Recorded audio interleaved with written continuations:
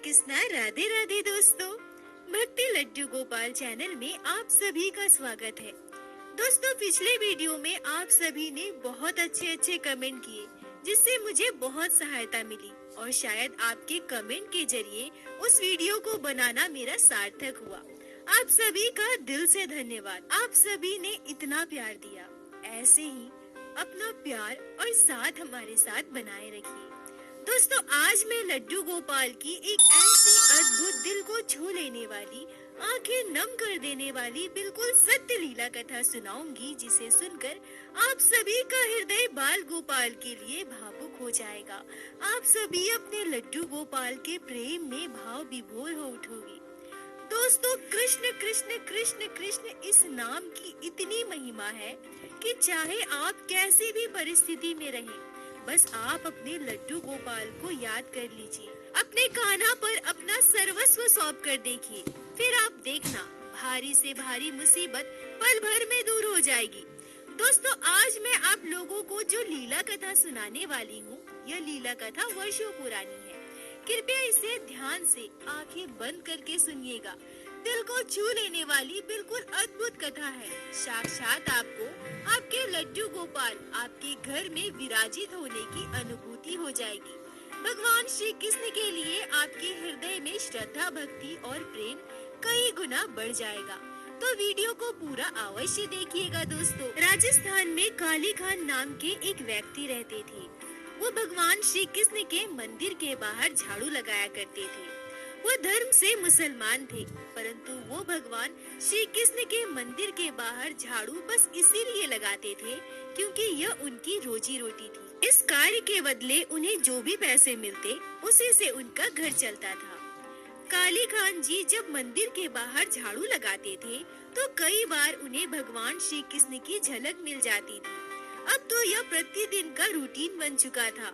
जब भी काली खान जी भगवान श्री कृष्ण के मंदिर के बाहर झाड़ू लगाया करते और उन्हें एक दो झलक भगवान श्री कृष्ण के मिल जाते थे। कुछ समय ऐसे ही चला। अब धीरे धीरे उनका मन भी भगवान श्री कृष्ण के दर्शन को करने लगा, हमारे ठाकुर जी को देखने को करने लगा। दोस्तों, हमारे ठाकुर जी है ही ऐसे, जो एक बार उन्हें देख ले, उसकी नजर हमारे ठाकुर जी से हटती ही नहीं है। जो एक बार उन्हें देखता है, देखता रह जाता है। कुछ समय के बाद ऐसा हुआ कि अब काली खान जी खड़े होकर हमारे भगवान श्री कृष्ण मदन मोहन के दर्शन करने लगे। वो मंदिर के बाहर झाड़ू लगाते, मंदिर के अंदर भीड़ जैसे ही थोड़ी हटती, वो मदन मोहन के दर्शन कर लेते थे। दोस्तों, हमारे ठाकुर जी का नाम ही है मदन मोहन। वो तो मन को मोह लेते हैं। अब तो यह रोज का हो गया था। वो झाड़ू लगाते, थोड़ी सी भीड़ हटती, काली खान जी खड़े होकर हमारे भगवान श्री कृष्ण मदन मोहन को देखने लगते। हमारे ठाकुर जी अब उनके दिल में बसने लगे थे। कुछ समय ऐसे ही बीत गया। अब दोस्तों, ऐसा हुआ कि सुबह के मंगला आरती से लेकर संध्या आरती तक काली खान जी वही मंदिर के बाहर खड़े रहते। जब भी उन्हें मौका मिलता, थोड़ी सी भीड़ हटती, वो ठाकुर जी की झलक पा लेते, ठाकुर जी के दर्शन कर लेते। वही मंदिर के बाहर खड़े रहते थे। मंदिर के अंदर जाने की उन्हें अनुमति नहीं थी, क्योंकि वह जन्म से मुसलमान थे, दूसरे धर्म के थे। उनके मन में संकोच था। लेकिन हमारे ठाकुर जी तो ठाकुर जी है, हमारे भगवान श्री कृष्ण तो जगत के मालिक है, इसलिए तो उन्हें जगन्नाथ बोला जाता है। ये सारी सृष्टि ही हमारे ठाकुर जी की है। अनंत ब्रह्मांड उनके हैं, सब कुछ उनका ही है। उनके नजर में ना कोई धर्म है, ना कोई जाति है, कोई भिन्न तो है ही नहीं, कोई अलग नहीं है, क्योंकि हमारे ठाकुर जी भगवान श्री कृष्ण अनंत ब्रह्मांड के निर्माता है। इसलिए काली खान भी उन्हीं के हुए। काली खान भले ही धर्म से मुसलमान थे, परंतु हमारे मदन मोहन भगवान श्री कृष्ण ने उन्हें मोह लिया था। हमारे ठाकुर जी उन्हें बहुत अच्छे लगते थे। हमेशा उनके दिल में ठाकुर जी के झलक पाने की, उनके दर्शन करने की लालसा बनी रहती थी। बस हमारे ठाकुर जी की झलक की खातिर काली खान जी सुबह से शाम तक मंदिर के बाहर खड़े रहते, ठाकुर जी के दर्शन करते थे। और ठाकुर जी के दर्शन करने के बाद वो बहुत ही आनंदित महसूस करते थे। अब धीरे धीरे हुआ यूं कि वह दिन भर मंदिर के बाहर खड़े रहने लगे और शाम को अपने घर भी देर से वापस जाने लगे। अब जब काली खान जी घर देर से वापस जाने लगे तो पत्नी से उनकी लड़ाई होने लगी। उनकी पत्नी उनसे कहती कि तुम दिन भर कहाँ रह जाते हो? सुबह मंदिर के बाहर झाड़ू लगाने जाते हो तो सुबह से शाम तक तुम मंदिर के बाहर ही रहते हो क्या? क्या तुम्हें समय का ध्यान नहीं रहता? तब काली खान अपनी पत्नी से कहते कि मैं मंदिर में भगवान श्री कृष्ण के दर्शन करता हूँ। उनकी एक झलक पाने के लिए मैं सुबह से शाम तक मंदिर के बाहर खड़ा रहता हूँ। तुम्हें पता है वो मोर मुकुटधारी बड़ा ही अद्भुत है। हाथ में बांसुरी लिए वो बड़ा ही प्यारा लगता है। उन्हें एक बार जो देख ले देखता ही रह जाता है। पर काली खान जी की पत्नी उन्हें यह सब बिल्कुल भी पसंद नहीं था। वो अपने पति काली खान से झगड़ा करती है। उनकी पत्नी काली खान से कहती है कि तुम काफिर बन चुके हो क्या? हिंदू बन चुके हो? धीरे धीरे यह बात आस पड़ोस और नाते रिश्तेदारों में फैल गई। उनके नाते रिश्तेदार सबको यह पता चल गया कि काली खान मंदिर जाते हैं, भगवान के दर्शन करते हैं। वो अपने अल्लाह को भूल गए हैं, खुदा को भूल गए हैं। हमेशा बस कृष्ण कृष्ण किया करते हैं। अब नौबत ऐसी आ गई कि काली खान को उनके रिश्तेदार भी समझाने लगे। सभी उनसे यह कहने लगे कि हम मुसलमान हैं, हमारे लिए हमारे अल्लाह ही श्रेष्ठ है, हमारे खुदा ही सबसे बड़े हैं। तुम काफिरों के भगवान के दर्शन के लिए इतने ललायत क्यों रहते हो? क्यों उनके ठाकुर जी के दर्शन करते हो? पर काली खान जी पर किसी के भी कोई बात का असर नहीं होता था। वो प्रतिदिन मंदिर के बाहर झाड़ू लगाने जाते थे और बस ठाकुर जी हमारे भगवान श्री कृष्ण की एक झलक पाने के लिए सुबह से शाम तक मंदिर के बाहर खड़े रहते थे। उनकी पत्नी घर पर झगड़ा करती थी तो काली खान जी को भी एक और मौका मिल गया था घर वापस न आने का। वो सोचने लगे कि पत्नी तो घर पर झगड़ा करती है, घर जाऊंगा तो वो फिर से लड़ेगी, इसलिए अच्छा यही होगा कि मैं मंदिर के बाहर ही खड़ा रहूं। मौका मिलेगा तो मैं ठाकुर जी के दर्शन भी कर लूंगा, कृष्ण की एक झलक पा लूंगा। ऐसे ही समय बीत रहा था पर काली खान के जीवन में बस एक ही चीज की कमी थी, एक ही चीज का अभाव था। उन्हें बस यही दुख था कि उन्हें कोई संतान नहीं थी। अब तो उनकी पत्नी भी उनसे झगड़ा किया करती थी, उन्हें ताना दिया करती थी। उनकी पत्नी कहा करती थी कि अब संतान होगी भी तो कैसे? तुम तो काफिर बन गए हो, हिंदुओं के मंदिर में जाते हो, हिंदुओं के भगवान के दर्शन करते हो, हमारे अल्लाह को तो भूल गए हो, हमारे खुदा को तुम भूल गए हो। अब हमारे जीवन में संतान सुख कैसे आएगा? हमारे जीवन में कुछ भी अच्छा नहीं होगा, कोई खुशी हमें नहीं मिलेगी। अपनी पत्नी की बात सुनकर काली खान जी मुस्कुराने लगे और अपनी पत्नी से कहते हैं कि चिंता मत करो, अब हमें जो भी मिलेगा, हमें जो भी देंगे, मेरे मदन मोहन देंगे। इस दुनिया में जो भी होता है उनकी इच्छा से ही होता है। अगर भगवान श्री कृष्ण की इच्छा हुई, हम पर कृपा हुई, हमें भी संतान की प्राप्ति जरूर होगी, हमें भी संतान सुख मिलेगा। अगले दिन काली खान जी फिर से मंदिर के बाहर भगवान श्री कृष्ण के दर्शन के लिए खड़े हो गए।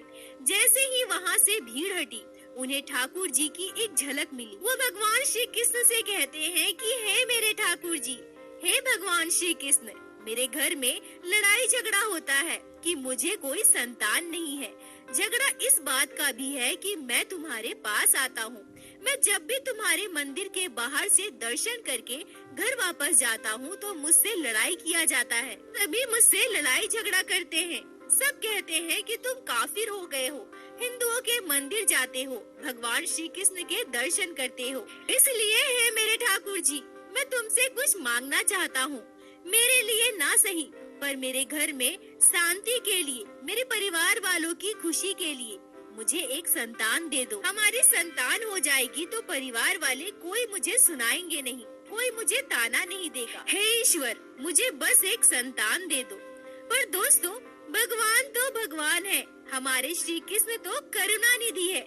हमारे ठाकुर जी तो वो कर सकते हैं जिसकी हम कभी कल्पना भी नहीं कर सकते, क्योंकि वो समस्त ब्रह्मांड इस त्रिलोक के स्वामी हैं। और फिर एक चमत्कार हुआ, काली खान की पत्नी गर्भवती हुई। उनकी पत्नी के गर्भवती होने के बाद काली खान जी बहुत खुश हुए और वो खुशी खुशी सबसे कहने लगे कि देखा ना, मैंने कहा था ना कि जो मेरे ठाकुर जी की इच्छा होगी, जो भगवान श्री कृष्ण का मर्जी होगा वही होगा। उनकी बात सुनकर उनके रिश्तेदार, उनकी पत्नी सभी झुंझला गए और कहने लगे, ऐसा कुछ नहीं है, ठाकुर जी ने, भगवान ने कुछ नहीं किया है, ये तो अल्लाह की देन है, ऊपर वाले की देन है। सबकी बातें सुनकर काली खान जी मुस्कुराने लगे और कहते हैं कि कोई बात नहीं, आप लोग चाहते थे कि हमारी एक संतान हो, जो हो रही है। मेरी नजर में तो यह मेरे भगवान श्री कृष्ण की देन है। इससे ज्यादा मैं और कुछ नहीं जानता, न ही मैं कुछ और कहना चाहता हूँ। महीने बीते, काली खान के घर एक बहुत ही प्यारा सा, सुंदर सा पुत्र संतान का जन्म हुआ। पर काली खान जी के दिनचर्या में कोई बदलाव नहीं हुआ। काली खान सुबह मंदिर में चले जाते और मंदिर के बाहर झाड़ू लगाते थे। ठाकुर जी की झलक पाकर खुश हो जाते थे। सुबह से शाम तक मंदिर के बाहर ही व्यतीत करते। कोई अगर उन्हें कुछ कह भी दे तो वो मुस्कुरा देते थे। किसी को कोई भी जवाब नहीं देते थे। वो जन्म से भले ही मुसलमान थे, पर हमारे भगवान श्री कृष्ण की भक्ति में उनका इतना मन लग गया था, वो ठाकुर जी से इतना प्रेम करने लगे थे कि अब वो भजन गाया करते थे, ठाकुर जी का नाम जाप किया करते थे। अगर उन पर कोई गुस्सा भी करे तो उन्हें हंसकर टाल देते थे। वो कभी किसी के बातों का जवाब नहीं देते थे, न ही वो किसी के बात को कभी दिल से लगाते थे। धीरे धीरे समय बीतता रहा और काली खान का बेटा बड़ा होता रहा। अब उनका बेटा 7 साल का हो चुका था। उनके बेटे में भी अपने पिता काली खान जी के संस्कार थे। उनका 7 साल का छोटा सा बेटा भी भगवान श्री कृष्ण को मानता था, उनसे प्रेम करता था, मदन मोहन जी के दर्शन करता था, जन्माष्टमी का त्योहार मनाता था, दही हांडी का त्योहार मनाता था। काली खान जी भी अपने बेटे को भगवान श्री कृष्ण, मदन मोहन जी का आशीर्वाद मानते थे। उन्हें बहुत खुशी होती थी कि उनके बेटे में भी उनके संस्कार है। वो सोचा करते थे कि मैं बहुत धन्य हूँ, मुझ पर ठाकुर जी की असीम कृपा है, जो मुझे उन्होंने ऐसा संतान दिया है। मुझे पता है कि ये मेरे मदन मोहन की कृपा है, उनका ही आशीर्वाद है। ऐसे ही समय बीतता रहा, पर एक दिन काली खान जी के जीवन में बहुत बड़ी विपत्ति आई। हुआ यूं कि उनका बेटा अपने मित्रों के साथ नदी में स्नान करने गया था और उसे वहां सांप ने डस लिया। इधर काली खान उस समय भगवान श्री कृष्ण के मंदिर के बाहर ठाकुर जी के दर्शन की लालसा लिए उनकी एक झलक पाने के लिए भाव विभोर होकर प्रतीक्षा कर रहे थे। ठाकुर जी का भजन गा रहे थे और मन ही मन अपने ठाकुर जी से बातें कर रहे थे। इधर उनकी पत्नी को पता चला कि उनके पुत्र को सांप ने डस लिया है। वो चिल्लाते हुए, रोते हुए मंदिर की ओर भागी। उस समय मंदिर में भगवान की श्रृंगार आरती चल रही थी। काली खान जी भगवान को देख रहे थे। उनकी पत्नी वहां पहुंचकर कहती है कि क्या कर रहे हो यहाँ पर? चलो यहाँ से, हमारे बेटे को सांप ने डस लिया है और तुम यहाँ खड़े होकर भगवान के दर्शन कर रहे हो। काफिर बन गए हो क्या? हिंदू के ईश्वर के दर्शन कर रहे हो? पर काली खान जी को सुध-बुध कहाँ, वो तो भगवान श्री कृष्ण में डूब चुके थे। उनकी आंखें तो बस भगवान श्री कृष्ण को देख रही थी। दोस्तों, जब आप ठाकुर जी को देखते हैं तो देखते रह जाते हैं, फिर आपको दुनिया की सुध-बुध नहीं रहती। और फिर जो हमारे ठाकुर जी को एक बार देख ले, उन्हें इस दुनिया को देखने की आवश्यकता भी नहीं होती। काली खान ने अपनी पत्नी की बातों पर ध्यान ही नहीं दिया। उनकी पत्नी काली खान के इस व्यवहार से बहुत गुस्सा होती है और गुस्से में कहती है कि अगर मेरे बेटे को कुछ भी हो गया ना, तो मैं तुम्हें देख लूंगी और तुम्हारे इस भगवान को भी देख लूंगी। जल्दी से झाड़ फूक वाले को लेकर पहुँचो, नहीं तो देख लेना, मैं किसी को नहीं छोड़ूंगी। यह कहकर उनकी पत्नी गुस्से में वहाँ से चली गई। काली खान जी मुस्कुराते हुए भगवान श्री कृष्ण से बोले कि हे प्रभु, मुझे पता है यह तेरी ही लीला है, सब कुछ तेरी इच्छा से ही हो रहा है। तू जानबूझकर मुझे कष्ट दे रहा है ना? तू जानता है कि जब तेरे भक्त को कष्ट होगी तो वो तुमसे बात करेगा। तुम तो यही चाहते हो ना प्रभु कि तुम्हारा भक्त तुमसे बात करे। और प्रभु, तुम्हें पता है, तुम जब मुझे कष्ट देते हो ना, तो मुझे बहुत खुशी होती है, क्योंकि मुझे तो मौका चाहिए तुमसे बात करने का। और प्रभु, मुझे पूर्ण विश्वास है कि तुम सब कुछ ठीक कर दोगे। यह कहकर काली खान नदी पर पहुँचे। दोस्तों, ठाकुर जी पर विश्वास होना बहुत आवश्यक है।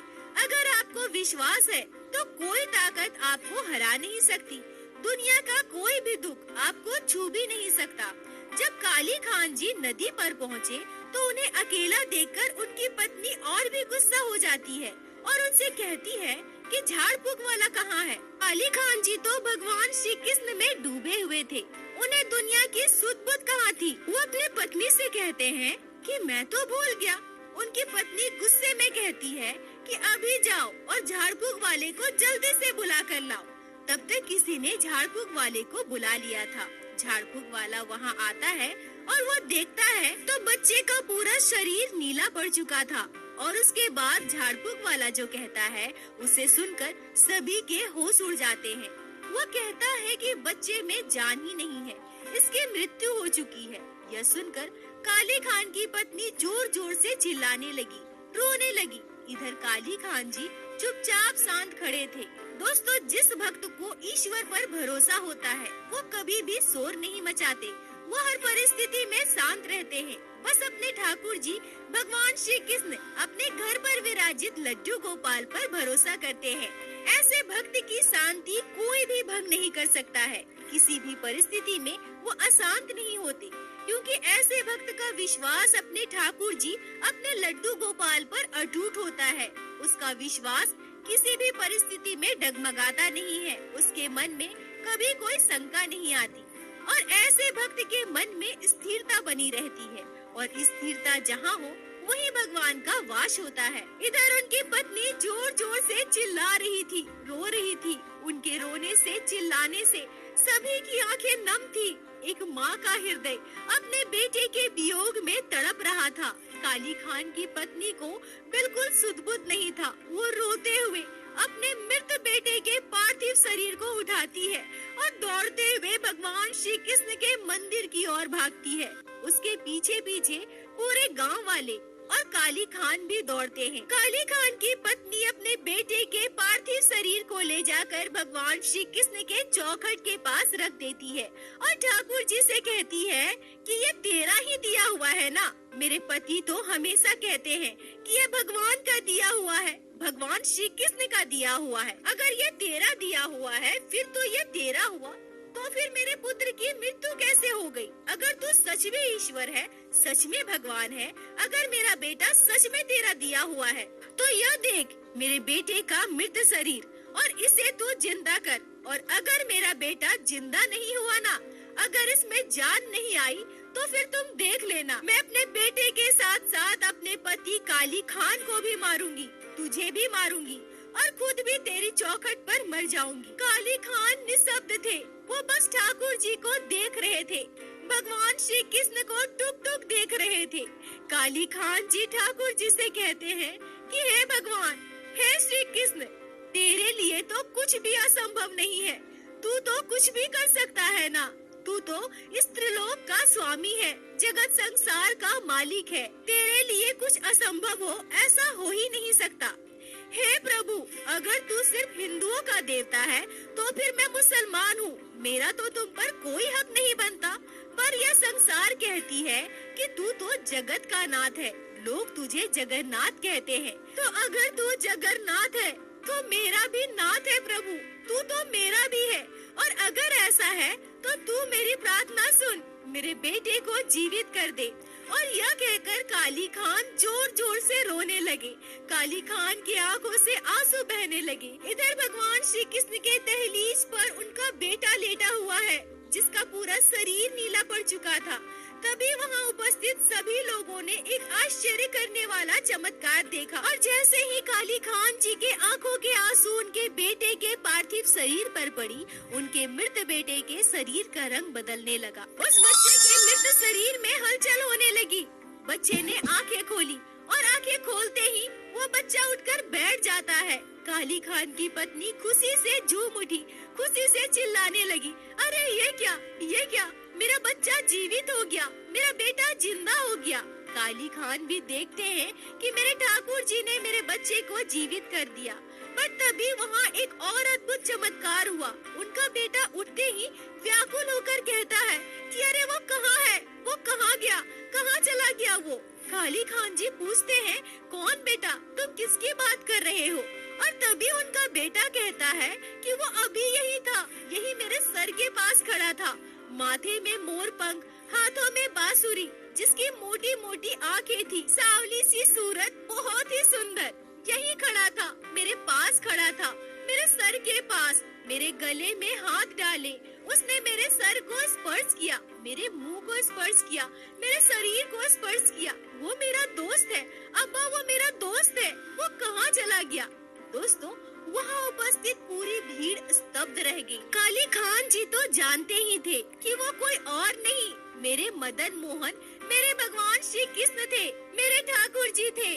दोस्तों, यही होती है भक्ति की शक्ति। बस कृष्ण कृष्ण कृष्ण कृष्ण नाम जाप करने से दुनिया की हर तकलीफ दूर हो जाती है।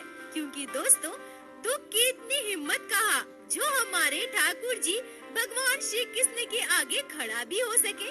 दोस्तों, इसलिए मैं अपने हर एक वीडियो में कहती हूँ कि अगर आपके घर लड्डू गोपाल विराजित है, अगर आप उनकी सेवा करते हैं, छोटे से बाल गोपाल से प्रेम करते हैं, तो उन पर विश्वास रखिए। आपके जीवन में चाहे कितना भी बड़ा दुख आए, अपने दुख से कहिए कि आओ, मेरे जीवन में तुम्हारा स्वागत है, पर चलो मेरे घर। मेरे घर में भगवान श्री कृष्ण के बाल स्वरूप लड्डू गोपाल विराजित है, मैं तुम्हें उनसे मिलवाता हूँ। एक बार अपने भगवान श्री कृष्ण, अपने छोटे से बाल गोपाल से कहना, उनका नाम लेना, इतने विश्वास से लेना जितने विश्वास से काली खान ने लिया था। अब अपने लड्डू गोपाल से बात करना, फिर आप देखना दोस्तों, क्षण भर में आपके ठाकुर जी, आपके लड्डू गोपाल आपके साथ होंगे, आपकी मुसीबत में आपके पीछे डट कर खड़े होंगे, क्योंकि वो जगत के नाथ है, अपने भक्तों से बेहद प्रेम करते हैं। बस आप अपने मन में शंका मत कीजिए, ठाकुर जी पर विश्वास कीजिए। दोस्तों, जो भक्त कहते हैं ना कि मैं इतने दिनों से लड्डू गोपाल की सेवा कर रहा हूँ, ठाकुर जी की भक्ति कर रहा हूँ, पर वो तो मेरी सुनते ही नहीं, तो याद रखिए दोस्तों, यही शंका है। भक्त कहते हैं कि मैं इतने दिनों से ठाकुर जी से मांग रहा हूँ, पर वो मुझे देते ही नहीं है। तो दोस्तों, यही शंका है। आप क्या लेकर आए थे इस दुनिया में और आपका क्या खो गया है जो आप ठाकुर जी से मांग रहे हैं? क्या है आपका? कुछ भी तो नहीं। फिर ठाकुर जी से क्या मांगना? ठाकुर जी तो अंतर्यामी है। आपसे ज्यादा आपकी चिंता आपके घर विराजित लड्डू गोपाल को है, भगवान श्री कृष्ण को है। अगर इस जगत संसार में कोई आपका अपना है तो वह बस भगवान श्री कृष्ण है। इसलिए दोस्तों, मैं हमेशा कहती हूँ, ठाकुर जी पर विश्वास कीजिए, अपने लड्डू गोपाल से प्रेम कीजिए, उनकी सेवा कीजिए, अपने मन में कभी भी शंका मत लाइए और मेरे साथ एक बार प्रेम से कहिए, बोलो बाके बिहारी